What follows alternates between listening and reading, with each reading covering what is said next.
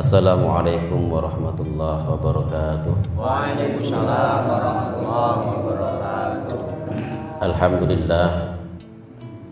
Alhamdulillahilladzi an'ama alaina bi ni'matil iman wal islam.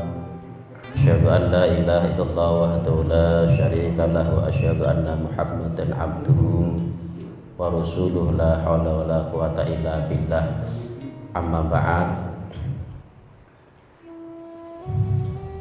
Kepada jamaah Ratibul Haddad yang saya hormati, insyaallah dimuliakan Allah Subhanahu wa taala. Pertama-tamalah kita panjatkan rasa syukur kita kepada Allah Subhanahu wa taala yang telah memberikan kenikmatan kepada kita setiap malam, setiap hari. Marilah kita ikrarkan kalimat tahmid alhamdulillahirabbil alamin. Dan yang kedua kalinya, salat dan salam marilah kita limpahkan kepada Nabi kita Muhammad sallallahu alaihi wasallam.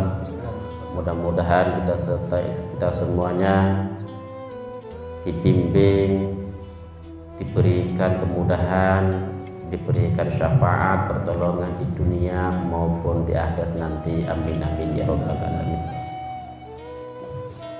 Hadirin jamaah rahmatullah, alhamdulillah sebentar lagi kita akan menghadapi yang namanya Idul Kurban atau Idul Adha, yang mana satu hari tersebut adalah hari yang penuh sejarah, hari yang disejarahkan oleh baginda Nabi Ibrahim beserta istri dan anaknya, yaitu Nabi Ismail alaihissalam. Ketika itu Nabi Ibrahim alaihissalam seusia kurang lebih 83 tahun, barulah mereka dikasih karunia putra yang bernama Ismail alaihissalam. Kemudian jangka beberapa waktu atau beberapa tahun kemudian, Nabi Ibrahim alaihissalam mimpi mendapatkan wahyu dari Allah Subhanahu wa taala, diperintahkan untuk menyembelih putranya yang bernama Ismail alaihissalam. Di tanggal 8 Dzulhijjah itu Nabi Ibrahim alaihissalam tersebut galau, dalam pemikirannya galau. Karena apa? Bermimpi diutus oleh Allah Subhanahu wa taala untuk menyembelih putranya, padahal putra tersebut dinanti-nanti sang ayah dan sang ibu. Ketika itu galau, bilang sama istrinya juga galau. Kemudian di tanggal 8 Dzulhijjah tersebut itu disebut hari Tarwiyah atau perenungan baginda Nabi Ibrahim sama istrinya. Kemudian ngancek tanggal 9 Dzulhijjah, barulah Nabi Ibrahim mendapatkan wahyu lagi untuk menyembelih putranya alaihissalam, Nabi Ismail alaihissalam. Setelah itu kemudian bilang sama Nabi Ismail alaihissalam, "Hei anakku, apa yang engkau pikirkan ketika aku mau menyembelih atau memotong kalian?" Jawabnya Nabi Ismail alaihissalam, yaitu, "Saya serahkan kepada bapak atau ibu, dan saya meyakini inilah perintah Allah yang engkau laksanakan dan engkau kerjakan. Semoga kami digolongkan oleh golongan orang-orang yang sabar." Kemudian itu Nabi Ismail alaihissalam diajak di tengah suatu tempat, kemudian di dalam perjalanan Nabi Ibrahim alaihissalam mendapatkan wahyu lagi kepada Allah Subhanahu wa taala, kemudian dikirimkan yang namanya kambing dari surga. Ini sejarah singkat. Setelah itu kita sebagai umat Nabi kita Muhammad SAW yang tentunya ibadah tersebut kategori ibadah yang disyariatkan oleh baginda Nabi kita Muhammad SAW sebagai Nabi yang memberikan tauladan kepada umatnya di kala hari-hari tersebut atau 10 Dzulhijjah tersebut. Nabi Muhammad SAW memotong kambing sebagai kurban atas nama dirinya dan atas nama keluarganya dan umatnya. Di selang lain hari lagi atau waktu atau tahun lagi, Nabi Muhammad SAW memotong kambing atau sapi beratasnamakan dirinya. Dan ini menjadi permasalahan di kalangan kita atau di kalangan masyarakat kita. Saya mengambil kitab Bughyatul Mukhtasar. Di sini diterangkan lakinna sunnatul kifayah. Jadi yang dimaksud kurban atau adhiyah itu hukumnya adalah sunnah kifayah. Apa itu sunnah kifayah? Sunnah adalah sama halnya fardu kifayah. Gini ya, kalau satu kampung ada salah satu orang yang meninggal, berarti kewajibannya satu kampung itu sudah adalah apa? Memandikan, menyulati dan mengafani, mengkuburnya. Itu fardu kifayah. Jika ada salah satu di antara kaum tersebut sudah melaksanakan memandikan, mengafani atau menguburkan, berarti satu kaum tersebut sudah gugur. Ini halnya seperti sunnah kifayah. Jadi sunnah kifayah adalah misalnya satu keluarga ada 6 orang. Di antara 6 orang tersebut sudah mengeluarkan kurban, berarti di antaranya adalah sudah gugur, tidak berkewajiban untuk kurban. Inilah yang disebut kurban dihukumi sunnah kifayah. Terus bagaimana kalau ada kurban terus mengatasnamakan dirinya dan atas nama keluarganya? Ini perbedaan pendapat. Pendapat kecil mereka mengatakan boleh, tapi pendapat ittafaqul ulama, mufakatnya para ulama, jumhur ulama tidak bisa. Harus kambing satu atas nama orang satu. Karena apa? Hukum adalah sunnah kifayah.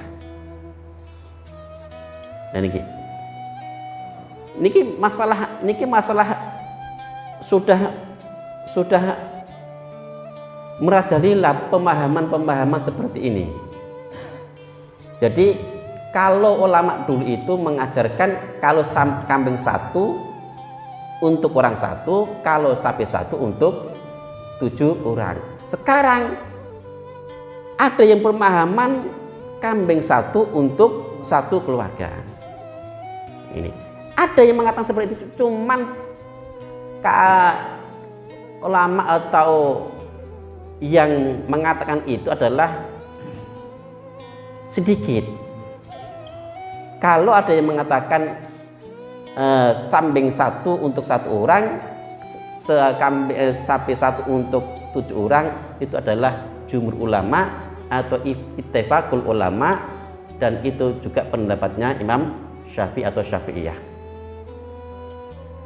Ini saya menerangkan seperti ini karena saya harapan kita memahami, jangan tergelincir dengan pemahaman sekarang.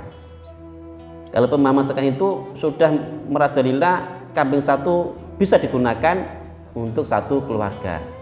Kemudian dijelaskan wa ghorihi ma la asyraka ghairi fi sawabi adhiyatahu ka'anna qala anni wa anni fulanin aw an ahlil baiti jaza wa khasatu li jami'i. Jadi Selain adhiyah atau akikah, itu pahalanya bisa dibuat bersama. Saya ulang lagi. Selain kurban dan akikah, itu pahalanya bisa dibuat bersama.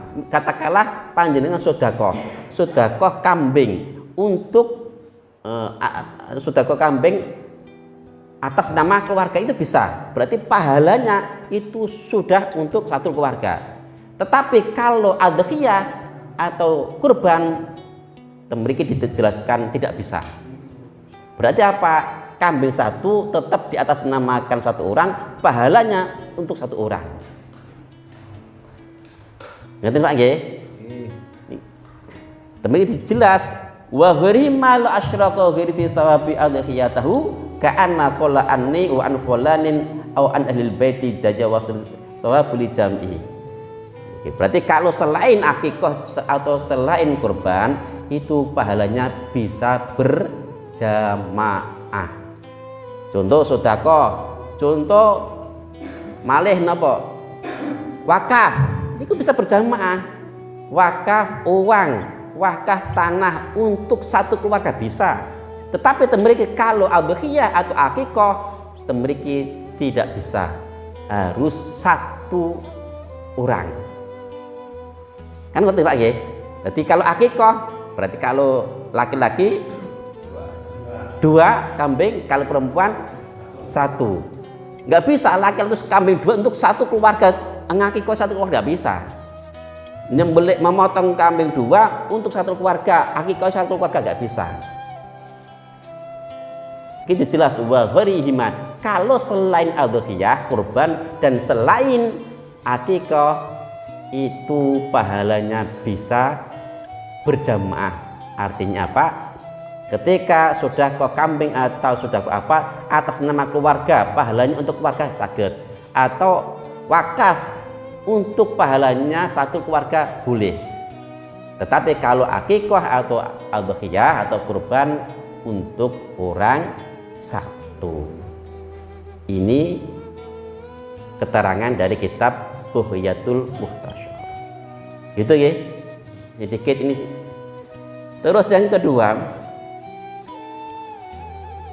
bagaimana menyikapi kurban yang pada sholat Idul Adha-nya berbeda? Kurbannya rombongan sapi ya.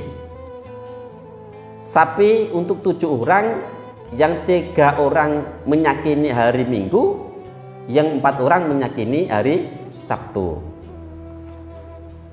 Nah, bagaimana seperti itu?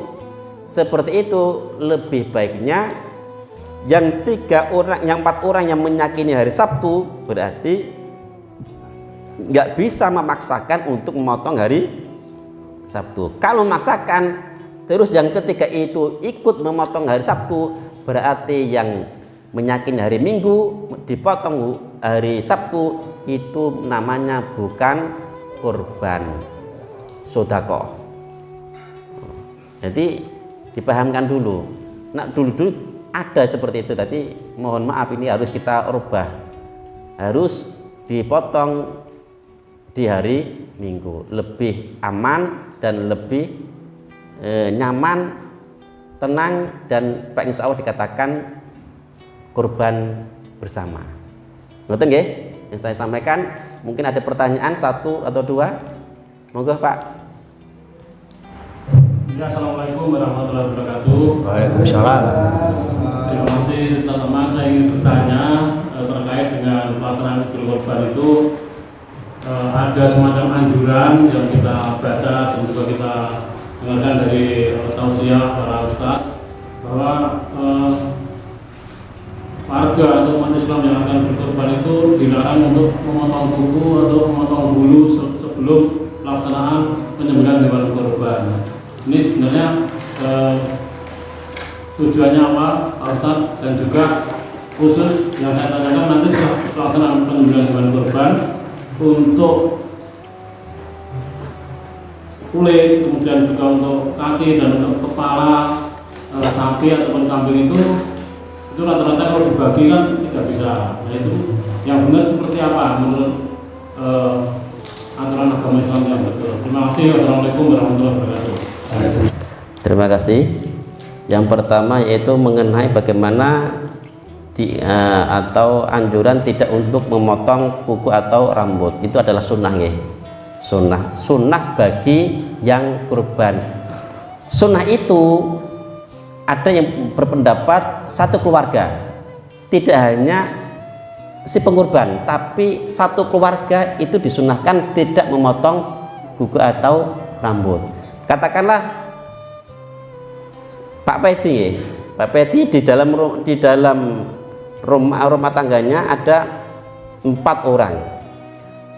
Berarti yang disunahkan itu satu keluarga. Ada yang mengatakan seperti itu.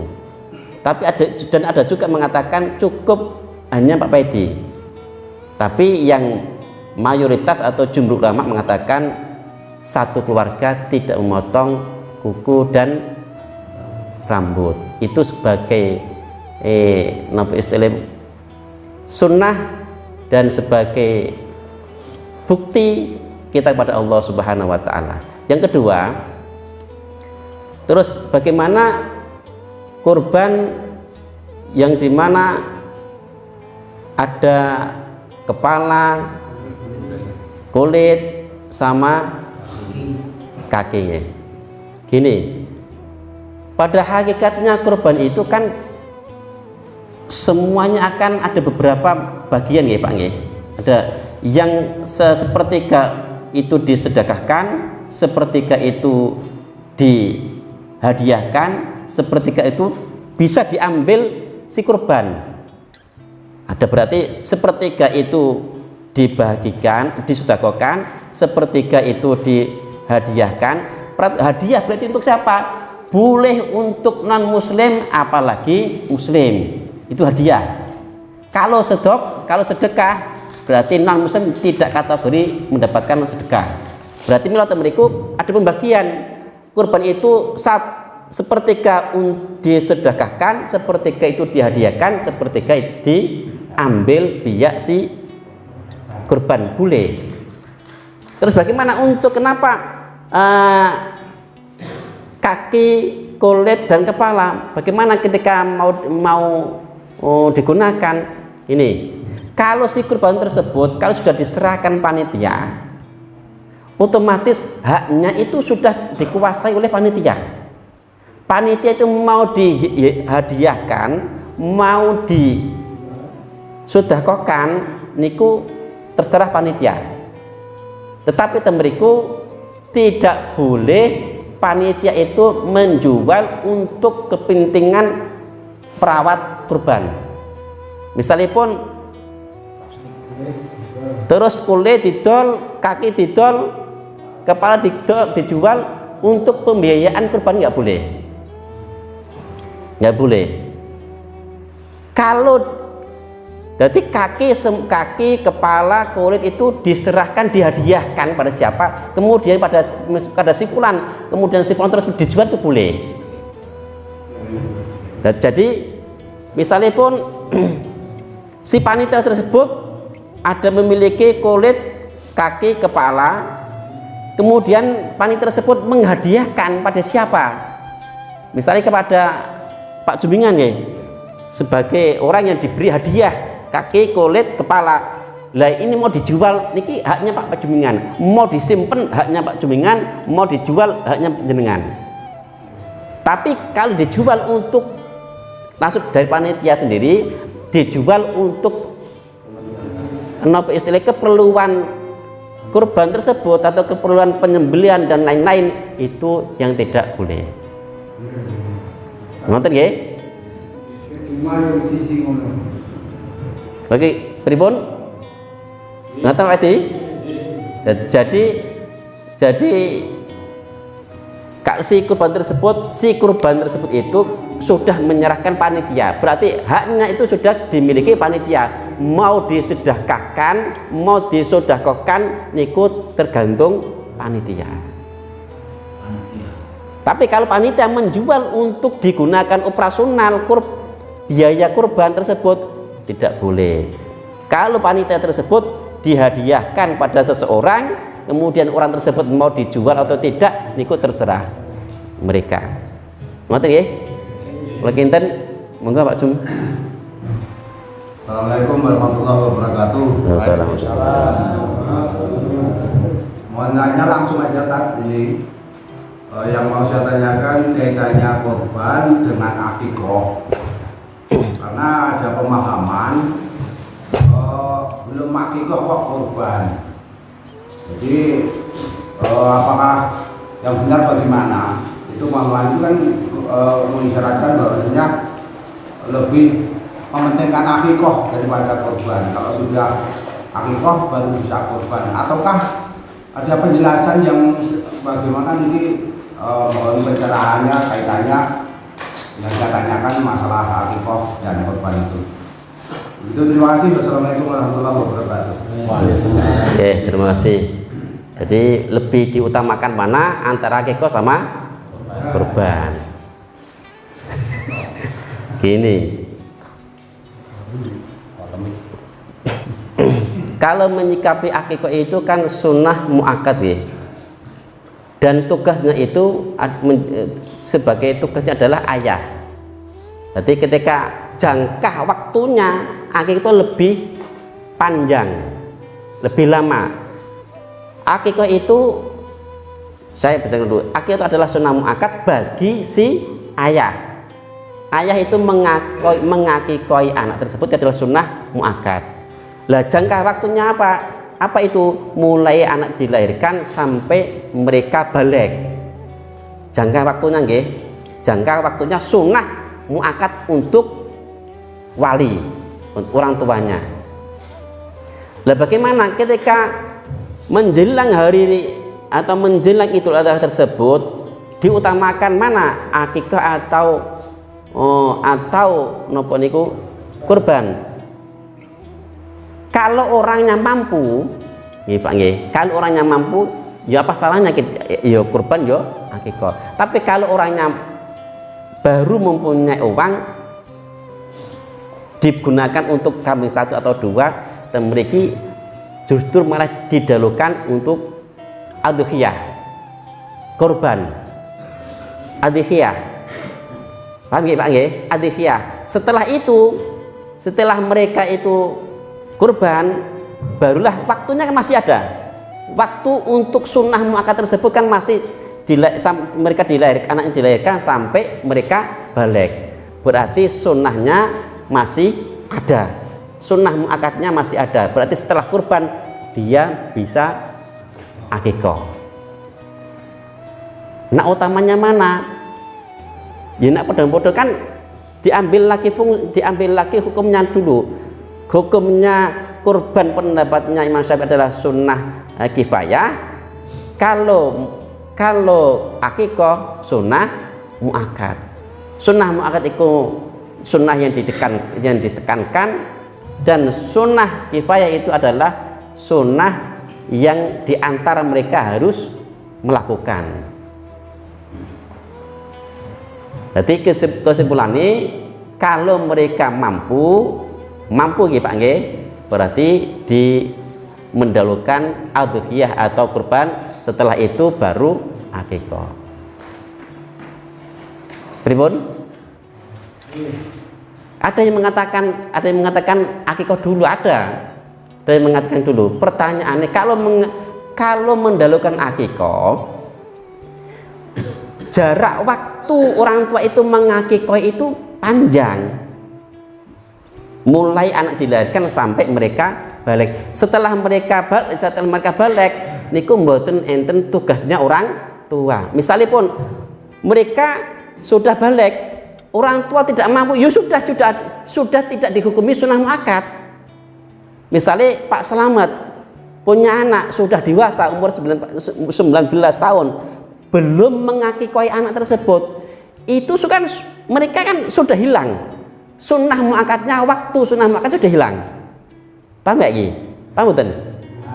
Misalnya usia balik anak kan, kalau perempuan mereka keluar sampai menstruasi, berarti sudah dihukumi balik.